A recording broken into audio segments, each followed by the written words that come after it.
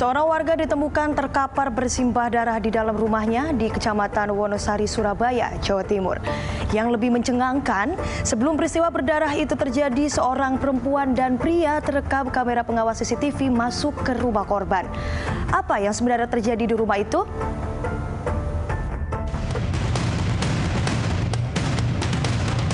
Syarifuddin Sahab, Selasa siang 2 Maret 2021, ditemukan tak berdaya di serambi rumahnya di Jalan Tenggumung, Gang Dahlia, Kecamatan Wonosari, Surabaya, Jawa Timur.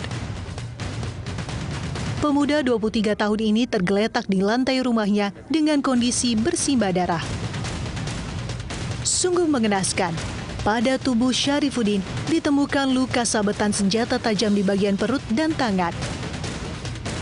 Syarifuddin ditemukan pertama kali oleh adiknya yang terbangun dari tidur setelah mendengar suara keributan.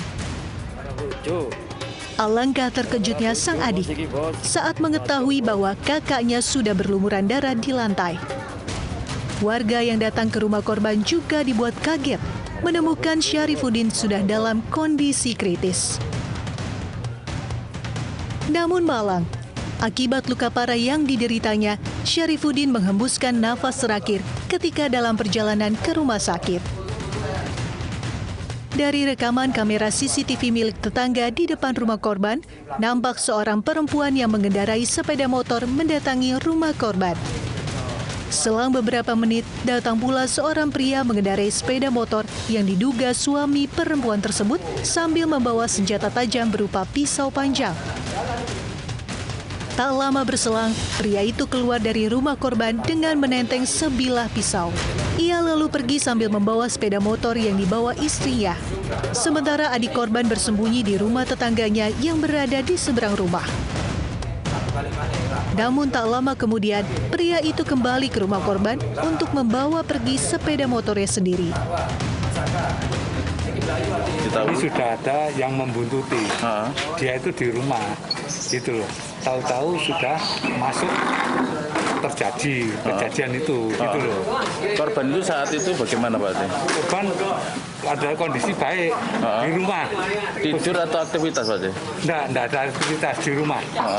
Di rumah. Jadi langsung dimasuki sama saya masih diketeng gitu loh, ya diketeng gitu. Jadi ada yang menunggu di sebelah barat. Berapa orang tadi masuk di rumah? Satu orang. Satu orang. Yang masuk pakai satu orang. Senjata apa? Pakai senjata golok.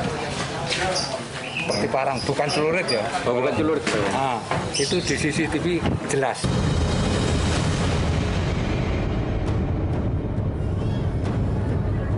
Polisi yang mendapat laporan warga langsung menuju ke lokasi kejadian.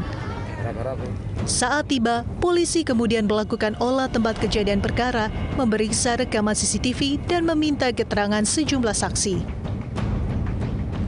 Hasilnya, polisi menyimpulkan bahwa Syarifuddin menjadi korban pembunuhan. Polisi pun langsung melakukan pengejaran terhadap terduga pelaku yang identitasnya telah diketahui.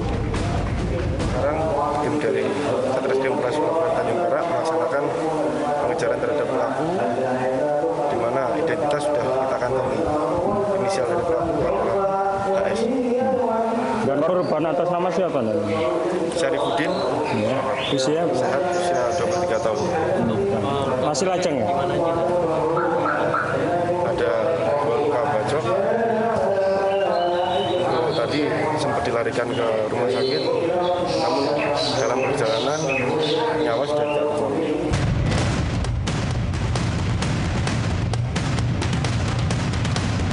Jika pria bersenjata tajam yang datang ke rumah korban dan terekam kamera CCTV merupakan pelaku pembunuhan Syarifuddin, apa yang sebenarnya melatar belakangi peristiwa sadis tersebut? Dari Surabaya, Jawa Timur, Solihul Hadi, Turn-Back Crime, RTV. Setelah memastikan bahwa Syarifuddin menjadi korban pembunuhan, polisi langsung bergerak memburu pelaku. Gerak cepat polisi pun membuahkan hasil dengan menangkap pelaku pembunuhan saat bersembunyi di rumah orang tuanya di Sampang, Madura, Jawa Timur.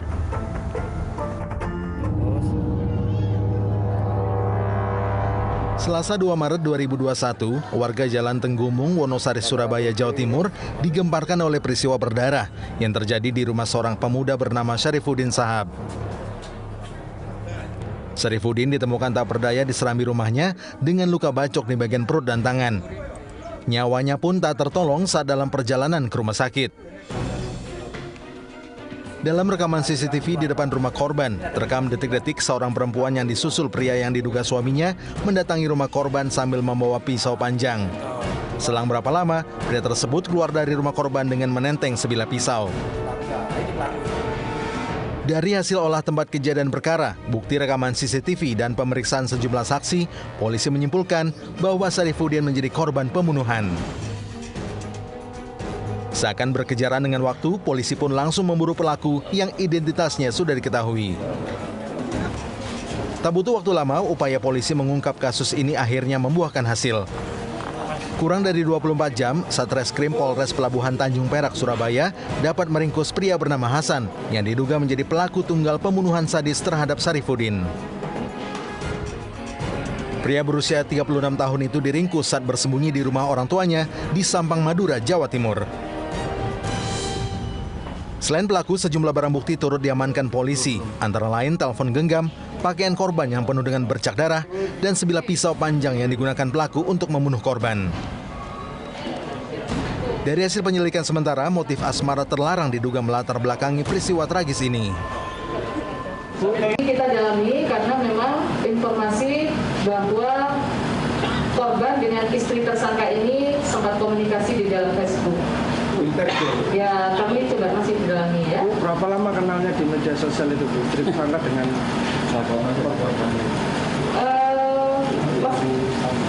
kurang lebih 1 tahun. Ya. Sebelumnya pelaku pas mengetahui istri kenal sama korban itu pernah ada peneguran nggak terhadap istrinya? Dari tersangka baru saja tahunya setelah ada pengakuan dari istri setelah kejadian istri tersangka baru menceritakan kepada suaminya. itu pertemuan pertama kali atau gimana, Bu? Masih kita dalami ya. Ya. Tentunya karena sudah komunikasi dalam Facebook 1 tahun, ya ini berapa kali pertemuan, apakah kemarin itu pertemuan pertama atau beberapa, kita masih sedang dalami.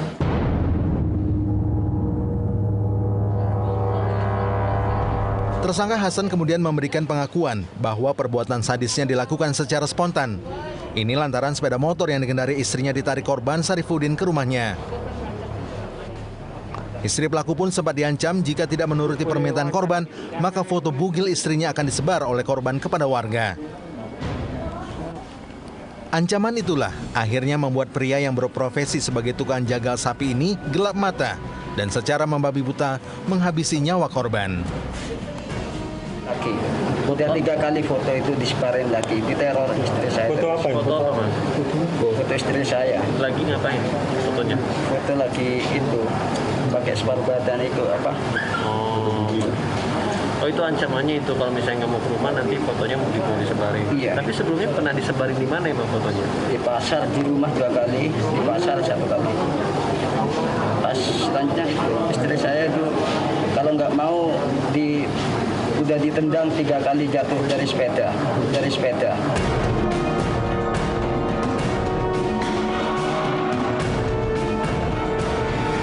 Berakhir sudah pelarian Hasan setelah sempat menghindar dari jeratan hukum. Kini hanya tinggal penyesalan yang tersisa dari si tukang jagal sapi ini. Aksi jagalnya terhadap pemuda Syarifuddin membuatnya kini harus mendekam dalam jeruji besi dan terancam hukuman 15 tahun penjara. Dari Surabaya, Jawa Timur, Solihul Hadi, Turnback Crime, RTV. Sahabat RTV, duka mendalam masih menyelimuti keluarga Syarifuddin. Rumah Syarifuddin pun tampak sepi usai peristiwa berdarah itu terjadi. Sementara warga setempat seakan tak percaya salah satu warganya yang selama ini dikenal baik menjadi korban pembunuhan sadis.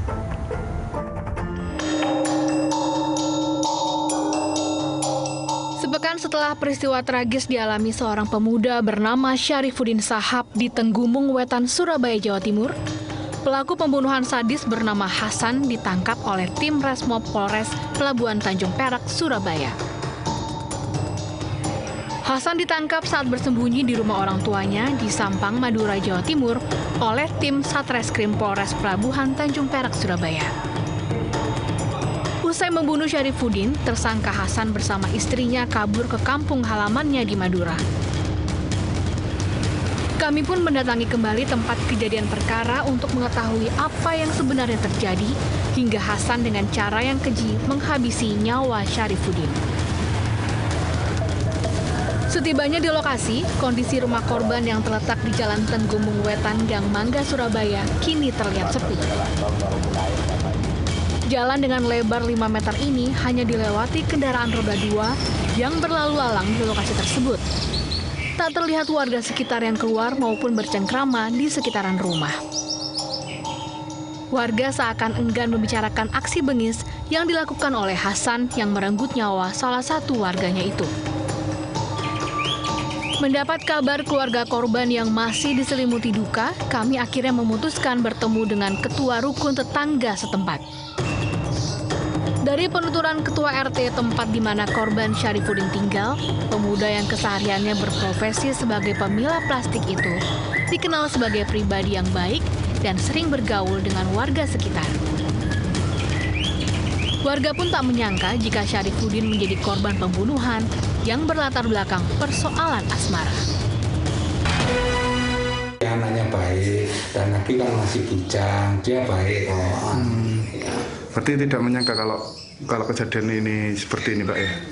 Kalau tidak menyangka, masalahnya orang di kampung tidak menyangkanya, masalahnya anak itu baik gitu loh, anak itu baik gitu. Jadi tidak ada masalah di warga di kampung itu. Dia kalau ada hajatan bisa diundang juga datang, baik anaknya baik. Dan tidak menyangka kalau tidak mengira kalau ada kejadian ini terus berhubungan dengan istilahnya istri orang atau seperti apa, itu nggak menyangka, Pak ya? Kalau masalah hubungan itu saya sendiri tidak menyangka, orang di kampung pun tidak menyangka. Tersingkap sudah tabir gelap kasus tewasnya Syarifuddin di tangan tersangka Hasan. Peristiwa tragis ini pun menyisakan duka mendalam bagi keluarga Syarifuddin.